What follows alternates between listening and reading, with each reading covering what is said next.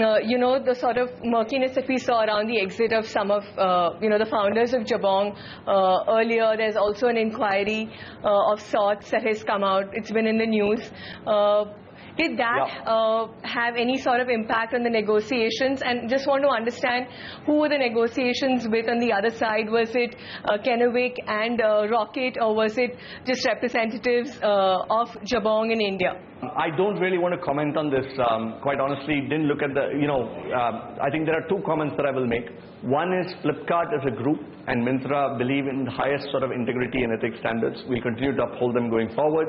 As we looked at the diligence, there was history and then what is there today. I think what Kennewick, Sanjeev Mohanty and team have done in terms of where they are today, we were very comfortable with. That's why we went ahead and did the deal. Anant, just continuing with Saina's line of questioning, we heard of names such as Snapdeal and Future Group also being in the race. If you could tell us what, in your view, made the sellers go in for Myntra? Sorry, Adit, you'll have to repeat the question for me. I think you broke it. Sure.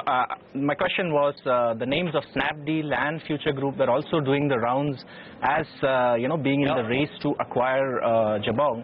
What, in your view, tilted the balance in Myntra's favor? Yeah, sure. So, look, all deals eventually are about value creation and ability to grow. I think that's what you do the deal for. My sense is, as I've said, you can really create a value creation around fashion and lifestyle by looking at Myntra and Jabong as two brands and two companies and growing them, right? And leveraging capabilities from each other. That's the reason why we did the deal. I'm assuming that's why it swung over. I think you should talk to Kennewick and others to get their point of view on why they did the deal. That's why we did the deal. Sure. You did mention that Jabong will remain a standalone entity in the immediate future, at least. So who's going to lead Jabong for the next 12 months? Because we do understand that the CEO, Mr. Sanjeev Mohanty, has moved out. So if you could talk us about about the leadership bandwidth at Jabong. Yeah. So what Sanjeev has done is built a terrific team. I think there is a management team in place in Jabong, and that management team has the right set of, in my mind, the right mix between technology, fashion, buying, category sort of teams. So that management team will continue to run it. I will be the acting CEO of Jabong in addition to being that of Myntra. And so the operating decisions will continue with the management team there. And I will continue to provide at least overall strategic direction. You did mention about this deal giving you, a market leadership position in the fashion and e-tailing space. So going forward in the horizontal e-commerce space, do you think this verticalized play is going to be more and more important? If you have a leadership position in, say, one vertical, I think it changes the competitive dynamics really, especially when you are taking well-funded international rivals. Is that the direction the market is going to follow going forward? Yeah. So look, I think of e-commerce in two categories, right? Not so much vertical and horizontal. I think we do fashion and lifestyle both. But I think of it as browse versus search categories. There are browse categories where you want to discover things. You sell it differently, right? Fashion, lifestyle, home are all examples of that. More things such as mobile phones, electronics, etc. are more search categories, right? So I think if I think about the strengths and the DNA of the fashion and lifestyle players, it's their ability to curate, it's their ability to select, and it's their ability to present their customers with a point of view on what fashion and lifestyle should be. And I do think that's actually quite unique to this space.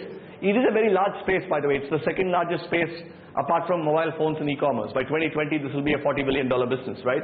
And I think in that business, my sense is actually this ability to curate and have a point of view and how you sell becomes as important as what you sell.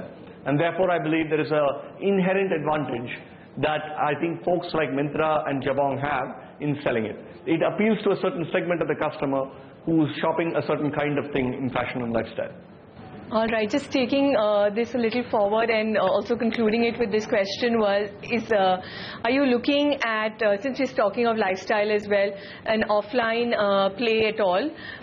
Some sort of hybrid presence, is that something that's on the cards? I think I heard you mentioning it as part of your answer a little earlier, so just want you to elaborate on that from a group point of view. What is the strategy in that direction? Sure. So look, I think omni-channel is a buzzword. I think, it's the buzzword of the moment. But the way I think about it is two things.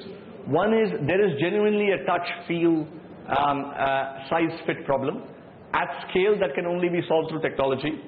I think what a physical presence allows you to do is not so much sales as marketing. And I think as I think about stores, if we do decide to do stores from Myntra and Jabong, those will be around marketing. Omni-channel is a different play. We have deep brand relationships with our brand partners. And I think if we can make returns easier, if we can make alterations easier, if we can make pickup and click and pick up easier, again from a consumer experience standpoint, that will involve technology integration with several of our brand partners.